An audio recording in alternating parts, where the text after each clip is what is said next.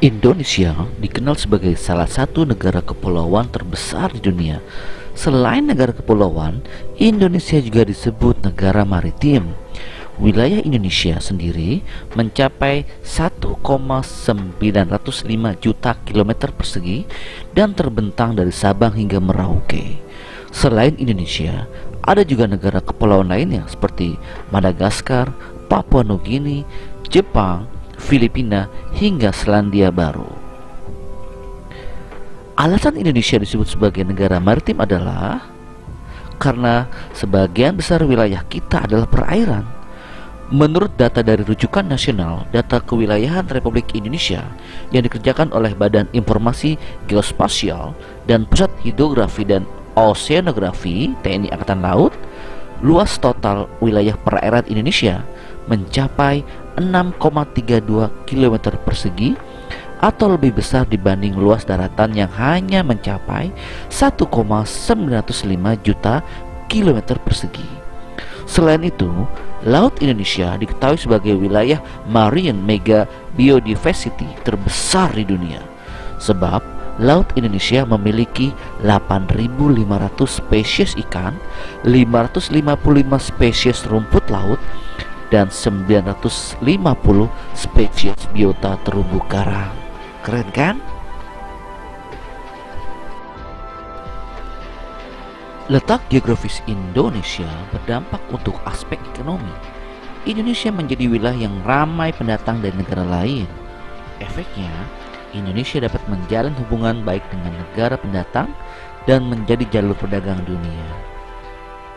Selain menjadi jalur perdagangan, Indonesia juga berpotensi menambah devisa negara melalui bidang pariwisata.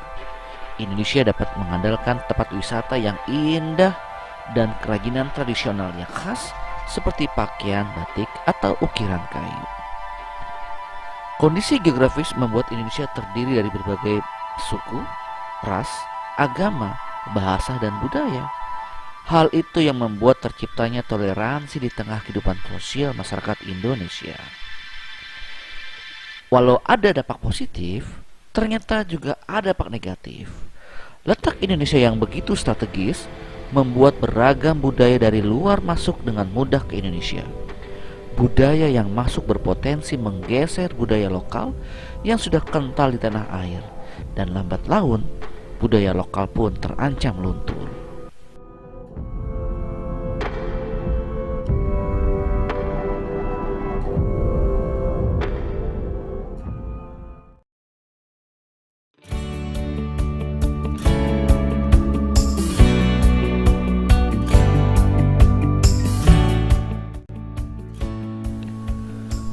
Letak geografis suatu negara pasti memiliki kelebihan dan kekurangan tersendiri.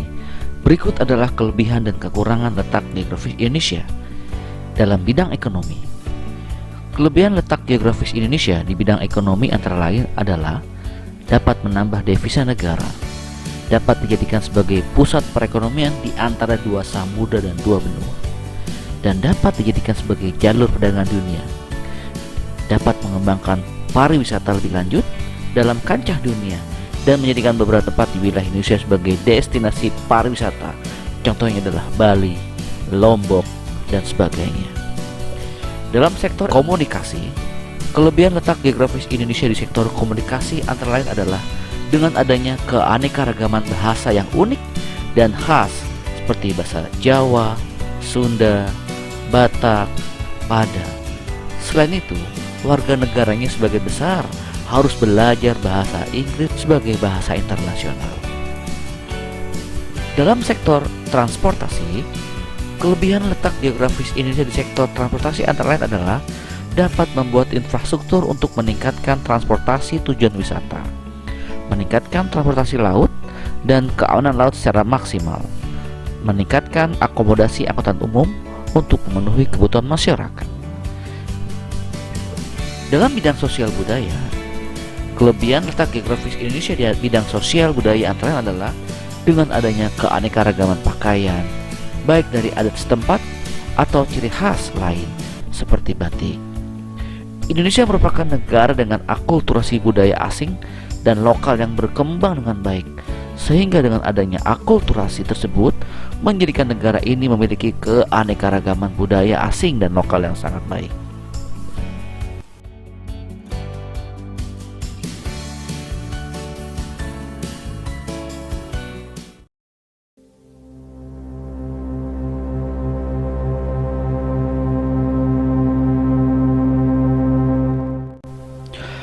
Kekurangan letak geografis Indonesia dalam bidang transportasi antara lain adalah akan terjadi kepadatan lalu lintas karena bertambahnya jumlah imigran yang masuk, kendaraan luar negeri yang mulai merajai otomotif negara sehingga hasil karya negeri kurang diapresiasi, serta akan kehilangan modal dalam meningkatkan transportasi tradisional. Sedangkan dalam bidang sosial budaya, kekurangannya akan menjadi dampak pada budaya lokal, di mana budaya lokal nantinya akan tersingkirkan dan diganti oleh budaya asing yang masuk. Budaya asing akan masuk memberikan dampak negatif bagi bangsa Indonesia, serta maraknya perilaku yang tidak sesuai dengan adat istiadat atau norma-norma yang berlaku di Indonesia. Apabila hal ini tidak segera dicegah, maka budaya lokal akan hilang.